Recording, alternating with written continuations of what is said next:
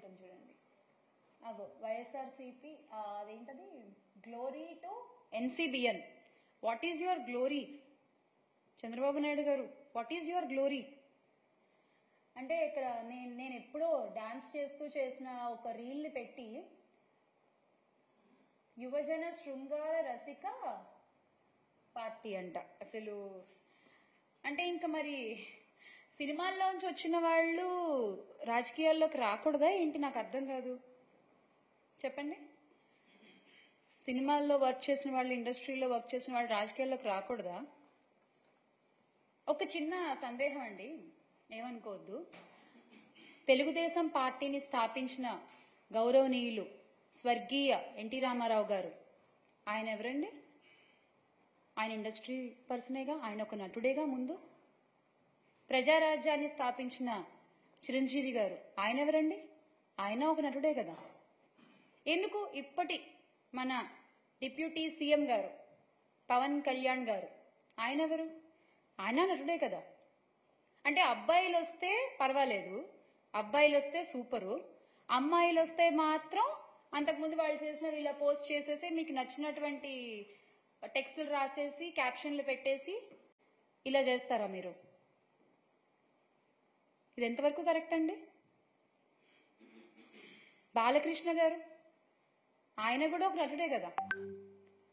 ఇప్పుడు బాలకృష్ణ గారు వాళ్ళ అబ్బాయి కూడా కొత్తగా మోక్షజ్ఞ గారు కూడా ఒక మూవీ చేస్తున్నారు. ఏమో ఇప్పుడు అంటే ఇప్పుడు ఆయన సినిమాల్లో ఆయన వాళ్ళు ఉన్నారు కాబట్టి అబ్బాయిలు వాళ్ళందరూ గొప్పోళ్ళు. ఇప్పుడు రేపు పొద్దున్న మోక్షజ్ఞ గారి సినిమాల్లో పక్కన ఏ హీరోయిన్ చేసినా, వాళ్ళు ఏ పాటలు చేసి డాన్సులు చేసినా అంటే హీరోయిన్ మరి పెడతారో పెట్టరో. మరి అమ్మాయిలు ఇలా ఇలా డాన్సులు చేయకూడదు కదా. ఏంటండి అసలు?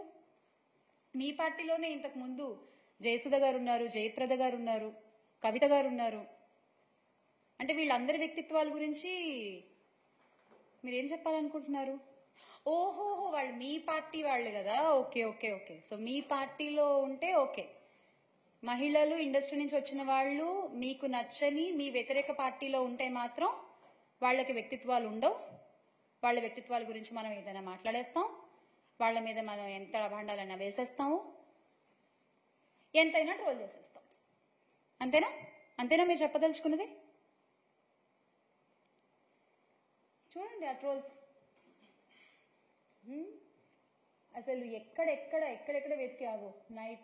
అసలు ప్రతిది అంటే ఇంకా మహిళ అనగానే ఇలా ట్రోల్ చేయడము మీకు అలవాటైపోయిందండి. బేసిక్గా అలవాటైపోయింది. అంటే ఇప్పటివరకు నా మీద కానీ ఆర్ రోజా గారి మీద కానీ మీరు చేస్తున్నటువంటి ట్రోల్స్ కానీ, మీరు అంటున్నటువంటి మాటలు కానీ, ఇవన్నీ ఏంటంటే చేసే వాళ్ళకి ధైర్యం, మనోళ్ళు ఉన్నారు చూసుకుంటారులే అనేటువంటి ఒక ధైర్యం. ఆ ధైర్యాన్ని ఇస్తుంది మీరు కాదా అండి? ఆ ధైర్యాన్ని ఇస్తుంది మీరు కాదా అని అడుగుతున్నాను నేను. ఇలా ట్రోల్స్ చేసే వాళ్ళకైనా, ఇలా సైబర్ క్రైమ్లు చేసే వాళ్ళకైనా, లేదా మహిళల మీద, బాలికల మీద, చిన్నారుల మీద ఇలా అత్యాచారాలు, అఘాయిత్యాలు చేసే వాళ్ళకైనా, హత్యలు చేసే వాళ్ళకైనా ధైర్యాలు ఇస్తోంది మీరు కాదా? మొట్టమొదటిసారి ఒక్కళ్ళు తప్పు చేయగానే ఇమీడియట్ గా యాక్షన్ తీసుకుంటే రెండో తప్పు జరగదు కదా. మీరు ఎందుకు తీసుకోవట్లేదు? అంటే మీ పార్టీ నాయకులు అందులో ఇన్వాల్వ్ అయి ఉన్నారనా? దీనికి ఖచ్చితంగా సమాధానం చెప్పాలండి.